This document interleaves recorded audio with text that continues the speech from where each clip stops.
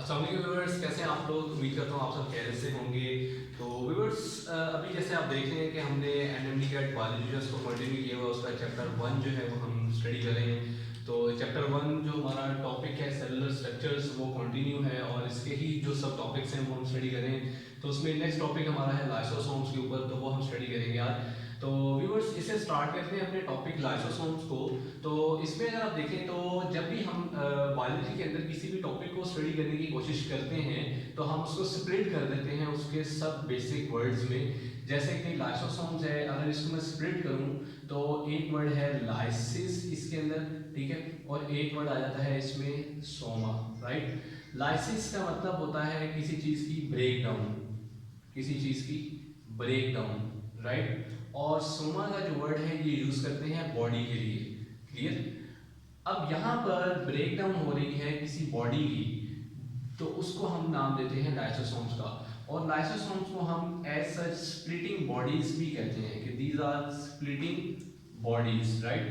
तो ये important question भी आता है एमडी कैट में कि लाइसोसोम्स को क्या कहा जाता है। तो लाइसोसोम्स को स्प्लिटिंग बॉडीज भी कहा जाता है और इसका अगर आप मीनिंग देखें तो इसका मीनिंग है break down of bodies, clear. तो अब हम इसका जो डिस्कवरी है अगर हम उसके ऊपर मूव करें तो डिस्कवरी में 1949 के अंदर इसको डिस्कवर किया था फर्स्ट टाइम एक साइंटिस्ट है डीडेव। ये नाम आपने याद रखना है, ठीक है। ये भी इंपॉर्टेंट एमसीक्यू है कि किस साइंटिस्ट ने इसको डिस्कवर किया था। तो इसको डिस्कवर किया था 1949 में डीडेव साइंटिस्ट ने, क्लियर।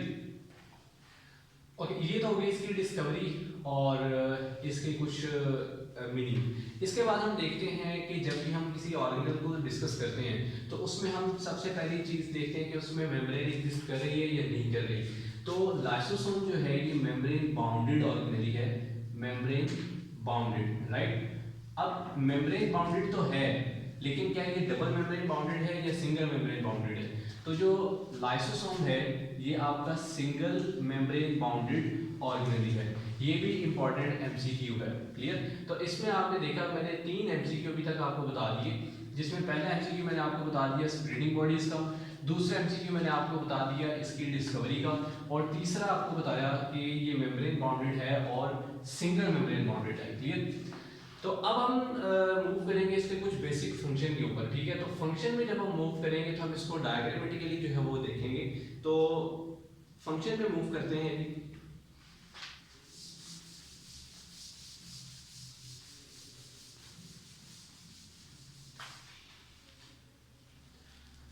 ओके, तो व्यूअर्स अब हम डिस्कस करेंगे इसका फंक्शन, राइट। जस्ट इमेजिन कि ये मेरे पास एक सेल है, राइट। अब ये जो पोर्शन है ये सेल के अंदर वाला है और जो ये पोर्शन है ये सेल के बाहर वाला है, राइट। तो अब इसको हम किस तरीके से स्टडी करेंगे। आपको पता है कि सेल जो है उसके अंदर एंडोप्लाज्मिक रेटिकुलम होता है और एंडोप्लाज्मिक रेटिकुलम का जो रफ पोर्शन है मैं उसको लूंगा, क्लियर। ये मेरे पास एंडोप्लाज्मिक रेटिकुलम मैंने ले लिया। इसका जो रफ पोर्शन है ये प्रोड्यूस करता है आपके पास कुछ एंजाइम्स, ठीक है, जो जिनमें हाइड्रोलिटिक एंजाइम्स भी होते हैं। लाइक अगर मैं इसको यूं शो करूं, ये मैंने शो किया, क्लियर। अब ये जो मैंने ड्रा किया है ये आपका है rough endoplasmic reticulum, clear. Rough इसलिए कहते हैं क्योंकि इसकी जो अपीयरेंस है वो रफ होती है और ये रफ एंडोप्लाज्मिक रेटिकुलम जो है कुछ प्रोड्यूस करता है एंजाइम्स। और ये जो एंजाइम्स होते हैं ये बेसिकली कौन से एंजाइम्स होते हैं, ये एंजाइम्स होते हैं जिसमें एसिड फॉस्फेटेज है, एसिड फॉस्फेटेज है, राइट। और कुछ hydrolytic enzymes, hydrolytic enzymes, clear. तो यहाँ पे आपने ये चीज बहुत इंपॉर्टेंट है याद रखनी है कि लाइसोसोम्स जो है इसमें कुछ एंजाइम्स प्रेजेंट होते हैं जिसमें एसिड फॉस्फेटेज वगैरह और सेवरल हाइड्रोलिटिक एंजाइम्स। ये एंजाइम्स प्रोड्यूस कहाँ से हो रहे हैं, ये एंडोप्लाज्मिक रेटिकुलम के जो रफ पोर्शन है वहां पर प्रोड्यूस हो रहे हैं। अब वहां पर जब ये प्रोड्यूस होकर वहां से बाहर निकलेंगे उसकी बॉडी से तो आपके पास फौरन आगे जो है वो पड़ा हुआ है गोल्जी अपरेटस। गोल्जी अपरेटस की खास बात ये है कि अगर मैं इसको ड्रा करना चाहूँ तो इसकी कुछ डायग्राम मेरे पास, यूं हम इसकी डायग्राम कंसिडर करते हैं। तो ये आपके पास जो है वो आ गया गोल्जी अपरेटस, राइट। अब गोल्जी अपरेटस का ये वाला जो पोर्शन है, जो ये पोर्शन है, इसे मैं कहता हूं कि ये फॉर्मिंग फेस है, forming face, clear, forming face of Golgi complex है, गोल्जी अपरेटस, राइट। और ये वाली जो फेज है, ये वाली फेज, ये फेज जो है ये मैच्योरेटिंग फेज होती है, मैच्योरेटिंग फेज। ये मैच्योरेटिंग फेज किसकी है? गोल्जी कॉम्प्लेक्स की, राइट। तो गोल्जी कॉम्प्लेक्स जो है, ये गोल्जी अपरेटस फेज की दो फेजेस आपके पास होगी, जिसमें एक ये फॉर्मिंग फेज है गोल्जी अपरेटस की, और दूसरी क्या है आपके पास, मैच्योरेटिंग फेज है गोल्जी कॉम्प्लेक्स की। जो फॉर्मिंग फेज है वो आप देख रहे हैं कि वो डायरेक्ट लिंक कर रही है आपके रफ एंडोप्लाज्मिक रेटिकुलम के साथ। तो यहां से जब ये एंजाइम्स सिक्रीट होंगे आगे से, तो ये आपके इस फॉर्मिंग फेज के थ्रू एंटर हो जाएंगे गोल्जी कॉम्प्लेक्स में। और जब ये गोल्जी कॉम्प्लेक्स में एंटर होंगे तो वहां पर इनकी प्रोसेसिंग की जाएगी। तो वहां जब इनकी प्रोसेसिंग की जाएगी तो आफ्टर प्रोसेसिंग जो ये हाइड्रोलिटिक और एसिड फॉस्फेटेज एंजाइम्स हैं, ये इस मैच्योरेटिंग फेज से बाहर निकल आएंगे।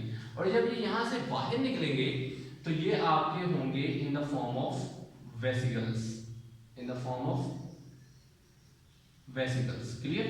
तो अब आप ये देख रहे हैं कि यहां से जब ये निकले थे रफ एंडोप्लाज्मिक रेटिकुलम से ये एंजाइम्स, तो इनके साथ कोई वेसिकल नहीं था। लेकिन जब यहाँ पर इनकी प्रोसेसिंग हुई और प्रोसेसिंग के बाद जब ये यहाँ से बाहर निकले तो इसके साथ एक वेसिकल है, ये वेसिकल में बाउंडेड है। तो वेसिकल में बाउंडेड होने की वजह से ये आपका जो वेसिकल है ये क्या कहलाता है? Primary, primary lysosome, clear, primary lysosome. तो ये इंपॉर्टेंट क्वेश्चन है, एमसीक्यू में पूछा जाता है कि प्राइमरी लाइसोसोम जो है वो क्या होता है। तो प्राइमरी लाइसोसोम ये वो वेसिकल है जो कि आपका आफ्टर प्रोसेसिंग इन गोल्जी कॉम्प्लेक्स जो कि वहां से रिलीज हो रहा है। अब सिमिलैरिटी आप यहां देखें कि अगर मैं कह रहा हूं कि ये एक फूड पार्टिकल है, ठीक है, ये फूड पार्टिकल जो है ये एंटर होना चाहता है इस सेल में। जब ये सेल में एंटर होना चाहेगा तो ऑब्वियसली इसको पास आउट होना पड़ेगा लाइसोसोम के साथ। यानी कि कोई भी ऐसा फूड पार्टिकल जब वो सेल में एंट्री गेन करने की कोशिश करता है तो वो डायरेक्ट बने जाता है किसके पास? लाइसोसोम के पास। लाइसोसोम उसको स्प्लिट कर देता है इनटू स्मॉलर पीसेस। अब यहाँ पर जब ये एंटर होगा तो इसको मैं शो करता हूँ कुछ यूं कि आपकी यहाँ से जो सेल मेम्ब्रेन है ये इनवर्ड इन्वेजिनेट करेगी। जब ये इनवर्ड इन्वेजिनेट करेगी तो आपके पास जो इसका स्ट्रक्चर है वो कुछ यूं बन जाएगा, राइट। तो क्योंकि ये फूड पार्टिकल जो है वो एंटर होने की कोशिश कर रहा है, तो जब ये एंटर होने की कोशिश करेगा तो सेल मेम्ब्रेन इनवर्ड इन्वेजिनेट करेगी, इन्वेजिनेशन जिसे बोलते हैं, और प्रोसेसिंग कंटिन्यू रहेगी। जैसे जैसे इमेजिनेशन होती रहेगी तो ये सेल मेम्ब्रेन जो है ये इसके अराउंड जो है वो स्प्रेड हो जाएगी और यहाँ से ये ब्रेक हो जाएगी। तो अब आप ये देख रहे हैं कि सेल मेम्ब्रेन का ही कुछ पार्ट उसके साथ बाउंड हो गया और ये जो पार्ट बन गया आपके पास, ठीक है, ये पार्ट आपके पास बन गया जो आपका फूड वेसिकल है बेसिकली, क्लियर। ये क्या बन गया आपका? Food vesicle, clear. क्योंकि मेम्ब्रेन बाउंड कर गई आपके फूड पार्टिकल के साथ तो वो आपका क्या बन गया? Food vesicle. अब ये फूड वेसिकल थोड़ा सा आगे मूव करेगा जिसको मैं यू शो कर देता हूं कि ये आपका क्या हो गया? Food vesicle. यहां से मैं इसको रिमूव कर देता हूं कि ये आगे मूव कर चुका है, क्लियर। जब ये आगे मूव कर देगा तो पीछे जो मेम्ब्रेन है वो दोबारा इस तरह से रिपेयर हो जाएगी, क्लियर। अब आप देख रहे हैं कि ये फूड पार्टिकल जो है वो किस तरीके से सेल के अंदर एंटर हुआ। ओके, तो अब यहां पर ये आपका था प्राइमरी लाइसोसोम और ये था आपका फूड वेसिकल। अब ये जो प्राइमरी लाइसोसोम है ये आकर मिल जाएगा इस फूड वेसिकल के साथ और फूड वेसिकल के साथ ये कुछ यूं इस तरह से मिल जाएगा। और इस प्राइमरी लाइसोसोम के अंदर आपके पास क्या है, सेवरल एंजाइम्स जिसमें एसिड फॉस्फेटेजेस हैं, हाइड्रोलाइटिक एंजाइम्स हैं। क्लियर। अब इसके साथ क्या होगा, जैसे ही ये प्राइमरी लाइसोसोम आपके फूड वेसिकल के साथ मिला, तो अब जो ये वाला पोर्शन है आपका, ये पोर्शन कहलाएगा सेकेंडरी लाइसोसोम। क्लियर। तो अब आपको डिफरेंस पता चल गया होगा कि प्राइमरी लाइसोसोम क्या है और आपका जो सेकेंडरी लाइसोसोम है वो क्या है। क्लियर। ओके। अब ये जो एंजाइम्स हैं, ये एंजाइम्स किस लिए होते हैं, ये एंजाइम इसलिए होते हैं कि जो भी फूड पार्टिकल आपके सेल में आ रहा है उसकी ब्रेकडाउन किस तरह होगी, उसकी डाइजेशन जो है वो किस तरह होगी। तो ये काम होता है उन एंजाइम्स का जो कि लाइसोसोम्स के पास है, प्राइमरी लाइसोसोम्स के पास है। तो अब ये प्राइमरी लाइसोसोम की जो एंजाइम्स है ये इसको डिग्रेड करने की कोशिश करेंगे। जब ये इसको डिग्रेड करेंगे तो ये इस तरह से पार्टिकल्स, स्मॉल पार्टिकल्स जो हैं उनके अंदर जो है ये कन्वर्ट हो जाएगा या डिग्रेड हो जाएगा। क्लियर। या डाइजेस्ट हो जाएगा। तो अब आप ये देख सकते हैं कि जैसे ही प्राइमरी लाइसोसोम इस फूड वेसिकल के साथ मिला तो आपके पास बना सेकेंडरी लाइसोसोम, और इसके इन एंजाइम्स ने इस फूड पार्टिकल की डाइजेशन की, और डाइजेशन के बाद आपके ये डिग्रेडेड पार्टिकल्स हैं वो यहाँ आपको शो होना शुरू हो गए। क्लियर। तो ये आपका बेसिक इसका फंक्शन होता है। इसके बाद थोड़ा सा अगर आप देखें तो लाइसोसोम जो है इसका एक और इम्पोर्टेंट काम भी है, वो क्या है कि एक होती है फैगोसाइटोसिस, एक जो है जिसे हम कहते हैं ना फैगोसाइटोसिस। तो अभी जो आपने देखा कि फैगोसाइटोसिस की, फैगोसाइटोसिस क्या होती है, फैगोसाइटोसिस कहते हैं eating process of cell, eating process of cell, right. तो ये सेल का ईटिंग प्रोसेस है। अब लाइसोसोम्स किन सेल्स में ज्यादा होते हैं, ये उन सेल्स में ज्यादा होते हैं जहां पर फैगोसाइटिक एक्टिविटी जो है वो बहुत ज्यादा हो। तो लीवर सेल्स आप देख लें, ठीक है, वहां पर भी फैगोसाइटिक एक्टिविटी बहुत ज्यादा है। तो ये उसके कुछ एग्जांपल्स हैं। इसके बाद एक और प्रोसेस यहाँ पर होता है जिसे हम कहते हैं ऑटोफेगी। ऑटोफेगी ये क्या होता है, ये वो प्रोसेस होता है जिसके अंदर सेल का जो लाइसोसोम है वो सेल के कुछ अपने ही ऑर्गेनेल्स को डिग्रेड करना शुरू कर देता है, उनको डाइजेस्ट करना शुरू कर देता है। तो वो प्रोसेस क्या होता है, ऑटोफेगी। और इसके अंदर जो हमारे पास ये चीज बनती है वो ऑटोफेगोसोम होता है, ऑटोफेगोसोम। क्लियर। तो ऑटोफेगी में जो बनेगा आपके पास वो ऑटोफेगोसोम होगा, और इसमें लाइसोसोम जो है वो सेल की ही जो ऑर्गेनल्स हैं उनको डाइजेस्ट करेगा। क्यों, क्योंकि समटाइम सेल को एनर्जी की रिक्वायरमेंट होती है, और सेल क्या करता है कि कुछ ओल्ड ऑर्गेनल्स जिनकी जरूरत नहीं होती सेल को, तो वो उनको डिग्रेड करता है, जैसे ओल्ड माइटोकॉन्ड्रिया वगैरह। तो उनको डिग्रेड करने के बाद जो एनर्जी प्रोड्यूस होती है सेल उसको यूटिलाइज करता है। अब ये तो हमारा इसका इंपॉर्टेंट फंक्शन हो गया। आपने देख लिया कि किस तरह से लाइसोसोम काम करेगा, सेकेंडरी लाइसोसोम क्या होता है, प्राइमरी लाइसोसोम क्या होता है, किस तरह से फूड पार्टिकल एंटर होता है। इसके बाद जो चीज इंपॉर्टेंट है वो हमारे पास है कुछ कंजेनिटल डिजीजेस। वो कंजेनिटल डिजीजेस कौन सी हैं, वो अगर मैं यहाँ आपको शो करूँ, कुछ कंजेनिटल डिजीजेस। ये कंजेनिटल डिजीजेस क्या हैं, ये कंजेनिटल डिजीजेस वो डिजीजेस हैं कि अगर आपका जो लाइसोसोम है, लाइक फॉर एग्जांपल जैसे लाइसोसोम प्रोड्यूस कर रहा है कुछ एसिड फॉस्फेटेजेस उसके अंदर मौजूद हैं, कुछ हाइड्रोलाइटिक एंजाइम्स हैं। इन एंजाइम्स का क्या काम है कि आपके जो कॉम्प्लेक्स मॉलिक्यूल्स हैं, कॉम्प्लेक्स कंपाउंड्स हैं, बेसिकली सब्सटेंसेस जो हैं उनको सिंपलर सब्सटेंसेस में कन्वर्ट करना है। जैसे अभी आपने यहाँ देखा कि अगर कोई फूड वेसिकल, फूड पार्टिकल आ रहा है तो उस फूड पार्टिकल की जो ब्रेकिंग है वो किसका काम है, लाइसोसोम का। अब इन केस अगर ऐसा हो कि कोई एक ऐसा एंजाइम जो किसी ऐसे कॉम्प्लेक्स सब्सटेंस की ब्रेकिंग में इन्वॉल्व है वो एब्सेंट हो जाए, तो उससे उस कॉम्प्लेक्स सब्सटेंस की ब्रेकिंग नहीं होगी। तो जब उस कॉम्प्लेक्स सब्सटेंस की ब्रेकिंग नहीं होगी तो उसके रिजल्ट में क्या होगा कि वो जो कॉम्प्लेक्स सब्सटेंस है वो एज सच आपकी बॉडी में डिसॉल्व होना शुरू हो जाएगा। जब वो डिसॉल्व होगा तो उससे जो है वो डिजीजेस कॉज होंगी। तो उन डिजीजेस को हम क्या कहते हैं, कंजेनिटल डिजीजेस। इसमें तकरीबन 20 टाइप्स की जो कंजेनिटल डिजीजेस हैं वो इस वक्त नाउन है, जिसमें आप अगर देखें तो आपका जो वास्ता पड़ता है वो है जिसमें टे सेक्स डिजीज, राइट, टे सेक्स डिजीज, और इसी के साथ साथ आपके पास एक है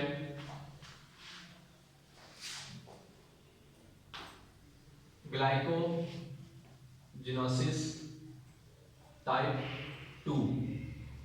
तो ये आपके पास दो तरह की डिजीजेस हैं जो कि कंजेनिटल डिजीजेस हैं, जो मेन इसकी एग्जांपल्स हैं। इस डिजीज के अंदर क्या होता है कि आपकी बॉडी में जो ग्लाइकोजन है, ग्लाइकोजन ये कन्वर्ट होना होता है ग्लूकोज में, राइट। आपकी बॉडी में जो लिवर और मसल्स हैं उनमें जो ग्लूकोज स्टोर होती है वो ग्लाइकोजन की फॉर्म में होती है, और जब भी बॉडी को जरूरत होती है ग्लूकोज की तो वो ग्लाइकोजन जो है उसकी ब्रेक डाउन होती है इनटू ग्लूकोज, और वो ग्लूकोज आपकी बॉडी में फिर यूटिलाइज होती है।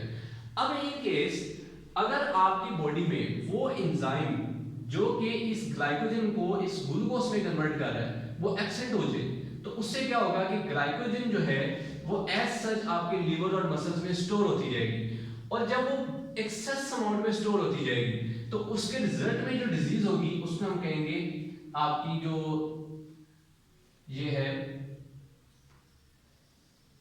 Glycogenesis type 2 disease. क्लियर? अच्छा, अब ये जो ग्लाइकोजन को ग्लूकोज में कन्वर्ट करने वाला एंजाइम है, ये एंजाइम आपके पास जो है वो यही है एसिड फॉस्फेटेजेस वगैरह, ठीक है, जिसमें मैं ये कह देता हूं कि अगर मेरे पास है ग्लाइकोजन फॉस्फोराइलेज, तो ये वो एंजाइम है जो कि ग्लाइकोजन की ब्रेकडाउन कर रहा है किसमें, ग्लूकोज में। अब अगर ये एंजाइम ना हो, यानी ये एंजाइम एब्सेंट हो जाए, तो ग्लाइकोजन की ग्लूकोज में ब्रेकडाउन नहीं होगी। जब ग्लाइकोजन की ग्लूकोज में ब्रेकडाउन नहीं होगी तो उसके रिजल्ट में जो ग्लाइकोजन है वो आपके लिवर और मसल्स में स्टोर होती जाएगी, और स्टोर होने की वजह से आपको रिजल्ट में क्या मिलेगा, ये डिजीज मिलेगी। क्लियर? अच्छा, इसके बाद एक और डिजीज है, जैसे ये टे सेक्स डिजीज है।